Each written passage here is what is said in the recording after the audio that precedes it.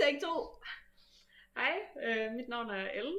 Og det er mit også. Og vi spiller begge to på kvindelandsholdet i skak. Og vi sidder her i dag, fordi vi har en forhåbning om, at vi skal ud og spille EM for kvinder. Vi har faktisk ikke bare en forhåbning. Vi er allerede tilmeldt og har betalt. Men det er sådan, at EM for kvinder, det er en lidt dyr turnering. Så i den her lille video, der vil vi gerne snakke lidt om, hvorfor det er, vi gerne vil afsted. Og hvorfor det er, vi har lavet den her GoFundMe. Og så håber vi, at I vil med på vores EM-rejse. Så personligt, så vil jeg gerne spille EM for kvinder, fordi jeg ser det som en chance for at teste mig mod nogle af de bedste kvinder i hele Europa.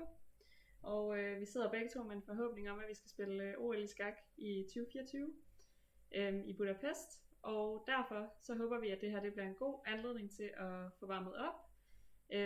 Og virkelig teste sine egne evner, så vi står skarpt, når vi skal afsted til OL sammen. Ja, jeg har spillet EM 2 gange før. For 2 år siden og for 3 år siden, og det gik egentlig ret okay. Og så her til april, der får jeg min skaktitel som Women International Master, så jeg håber også rigtig meget på at kunne komme ud og spille EM og få prøvet min titel lidt af og få noget god opvarmning til OL. Det er en super stærk turnering, hvor mange af de bedste kvinder fra Europa de deltager.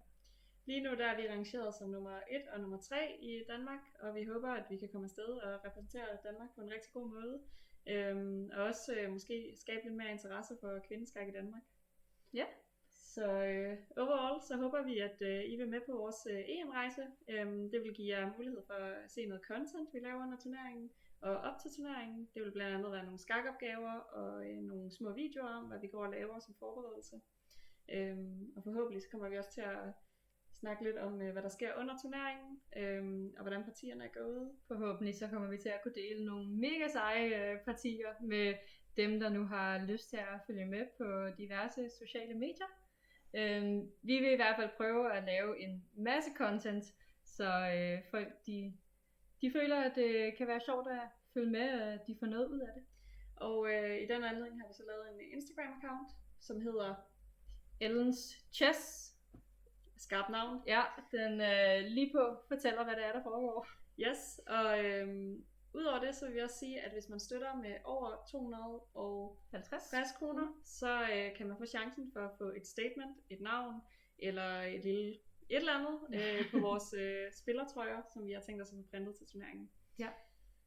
Hvis vi skal snakke en lille smule regnskabsmæssigt hurtigt, så er det sådan, at turneringen alt i alt koster næsten 23.000 kroner samlet for os begge to. Og vi har så fået i alt 8.000 kroner i støtte fra det danske kvindelandsholds budget.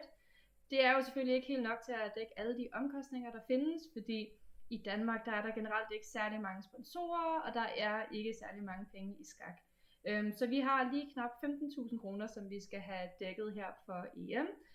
Og det er så derfor, vi har lavet den her GoFundMe page eller side, fordi at vi håber, at der er nogle venlige sjæle derude, der kunne have lyst til at støtte vores rejse på grund af alle de ting, som vi har siddet og snakket om. Vores gevinsteventyr, så vi bliver rigtig gode.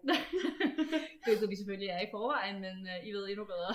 Og det er også derfor spørgsmålet er, hvad er målet for turneringen? Målet er selvfølgelig at vinde.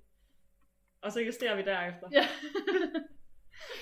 Ja, det er i hvert fald komme ud, gøre det bedste og lære så meget som muligt. Og vinde. Og med det, så tror jeg, at vi takker af for den her video. Ja. Og så håber vi, at I vil med på eventyr. Yay! Hej hej!